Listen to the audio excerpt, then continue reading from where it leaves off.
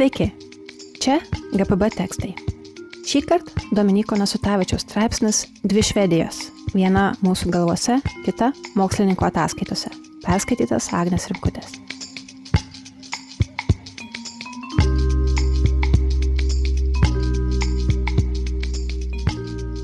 Dažnai tenka girdėti apie tą liūdną Švedijos pavyzdį.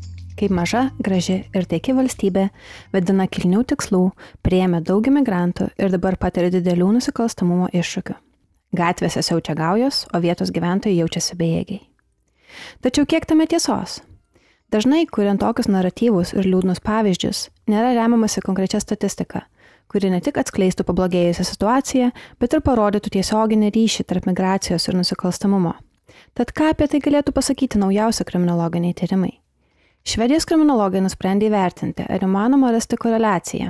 Tai yra sutapimą, tačiau nebūtinai priežastinį ryšį, kuri leistų išvelgti sąsają tarp nusikalstamumo ir migracijos.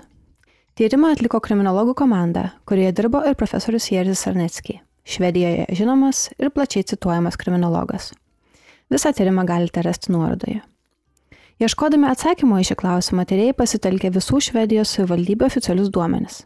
Pirmiausia, jas suskirstė pagal nusikalstamumo lygio pokyčius į tas, kuriuose nusikaltimų daugėja, bei tas, kuriuose jų mažėja. Tuomet įtraukė šių savivaldybių migracijos statistiką, duomenis apie tai, kiek jose gyvena užsienyje gimusių žmonių. Tyrimas užfiksavo, kad didžiausias nusikalstamumo augimas šiuo laikotarpiu buvo savivaldybėse, turėjusiose vidutinį, o ne didžiausią migrantų skaičių. Iš tiesų, tose savivaldybėse, kuriuose migrantų buvo itin daug, smurtinių nusikaltimų lygis pasikeitė nežymiai. Reikėtų pabrėžti, jog šis tyrimas koncentravosi į tiesioginį ryšį tarp užsienyje gimusių asmenų skaičiaus ir nusikalstamumo. Kiti tyrimai gali analizuoti Švedijoje gimusių migrantų palikuonių situaciją, turinčią savų socialinių ir ekonominių ypatumų. Taigi, remiantis turimais duomenimis, užsienyje gimusių gyventojų skaičius Švedijoje per paskutinius 2 dešimtmečius padvigubėjo, nuo maždaug 10 iki maždaug 20%. Jei didesnis imigrantų skaičius reikštų nusikalstamumo lygio augimą, turėtume matyti aiškų ryšį tarp savivaldybėse gyvenančių migrantų ir smurtinių nusikaltimų skaičiaus. Tačiau, visose savivaldybėse daugėjo užsieniečių, bet nebūtinai smurtinių nusikaltimų. Įdomu tai, kad padvigubėjus užsienyje gimusių gyventojų skaičiui, užfiksuotų smurtinių nusikaltimų skaičius tenkantis 100 000 gyventojų mažėja, o ne didėja.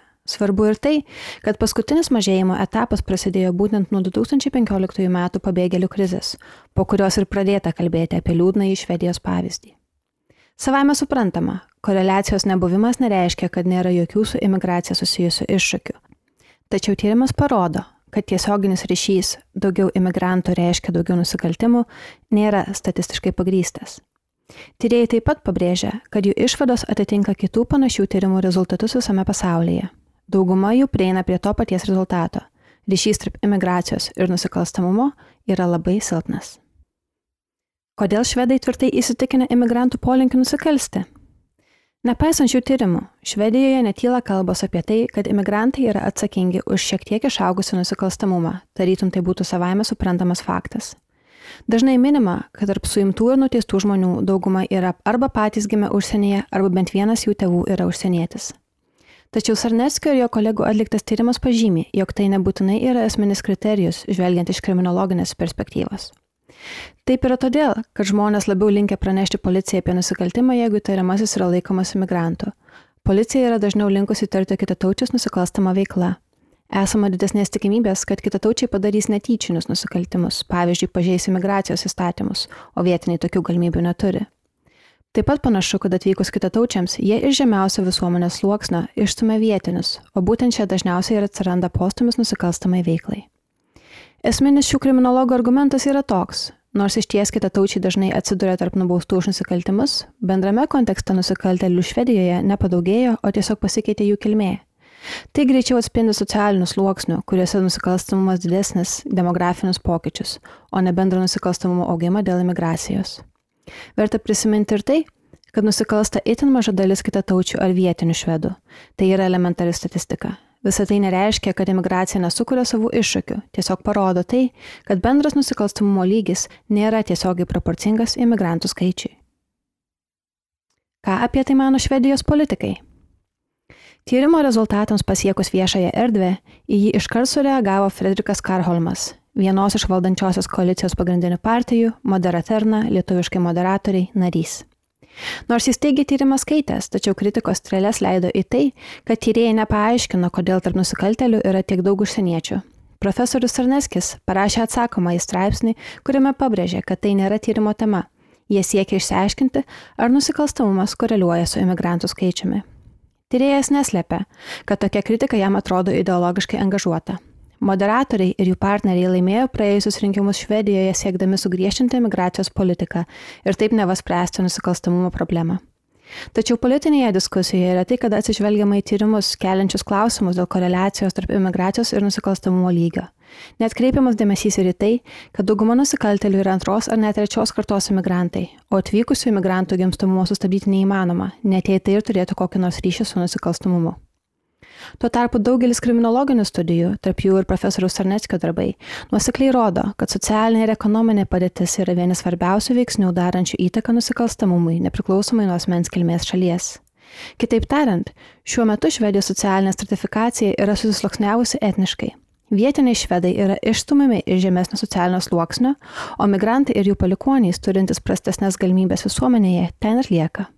Tačiau tai nereiškia, kad be migracijos neliktų skurdo. O būtent socialinė padėtis yra aiškiausias nusikalstamumo veiksnys. Be to, tai nereiškia, kad visi imigrantai gyvena skurde ar yra potencialūs nusikaltėliai. Kaip rašo tyrėjas, Švedijoje apie trečdalis gyventojų yra migrantai arba turi migrantus tėvus, o nusikaltėlių tarp jų palyginti nedaug. Jis pastebi ir tai, kad užsienyje gimusių gyventojų skaičius neturi jokios koreliacijos su smurtinių nusikaltimų skaičiumi. Nusikalstamumas visuomet yra rimta problema, tačiau esama paprasto dėsningumo. Bet kurioje visuomenėje nusikalsta tik itin maža dalis jos žmonių. Per maža, kad pagal juos būtų galima apibūdinti visą grupę. Jei vengiama tvirtinti, kad visi be išimties skurdžiausi visuomenės nariai yra potencialūs nusikaltėliai, atitinkamai nesąžininga tai teigti migrantų atžvilgiu. Čia išryškėja esminė dabartinės Švedijos valdžios anti-imigracinės politikos problema. Ribodami migraciją, jie siekia spręsti palyginus nedidelę, nuo narkotikų perdozavimo miršta 10 kartų daugiau žmonių nei dėl smurto ir kompleksišką gaujų problemą. Akivaizdu, kad sprendimai, kuriami remiantis klaidingai įvardytomis problemos priežastimis, nebus efektyvūs. Tačiau tai netrukdo politikams versti kaltės ant migrantų. Peršasi išvada, kad dėl vienų ar kitų priežasčių kaltinti užsieniečius yra labiau dabartinė Švedijos politinė tendencija, nei realios situacijos suvokimas. Kam nors dalinantis informaciją apie tai, jog Švedijos ministras pirmininkas tvirtina imigracijos projektas žlugo, galbūt verta prisiminti, jog tai įpykusių rinkėjų ieškančio politiko, o ne realią situaciją mėginančio suprasti mokslininko žodžiai. Tikriausiai belieka atsakyti vieną klausimą. Jei Švedijoje smurtinių nusikaltimų skaičius nuolat mažėja ir yra aišku, kad ryšio su imigracija nėra, kodėl nuolat girdime problemos mastą ir priežastis iškreipiančias kalbas? Todėl, kad imigrantai yra lengvas teikinys. Jie nėra vientisa savo interesus ginanti grupė, o vietiniams jų problemos nėra aktualios. Jie neturi organizacijų, kurios atskirstų įskleidžiamą melą ir neapykantą. Jie yra puikus taikinys ieškantiems, kam suversti kaltę už savo nesėkmes. Europoje šis reiškinys turi ilgą istoriją, tačiau tai jau kito teksto tema. Postscriptum. Beje, ar girdėjote, kad praėjusiais metais Švedijoje fiksuotas itin mažas, vienas mažiausių paskutiniais 10-mečiais žmogžudysčių skaičius? 2024 metais užfiksuotos 94 žmogžudystės, 29 mažiau nei 2023. Skaičiai nedideli, tačiau antraštės įspūdingos, o mažose valstybėse nedideli skirtumai gali būti lengvai įdarbinami kuriant didelių efektų iliuzijas. Daugiau GPB tekstų rasite visur, kur klausotės ir šio. Mus paremti galite per Contribui, PayPal ir Patreon.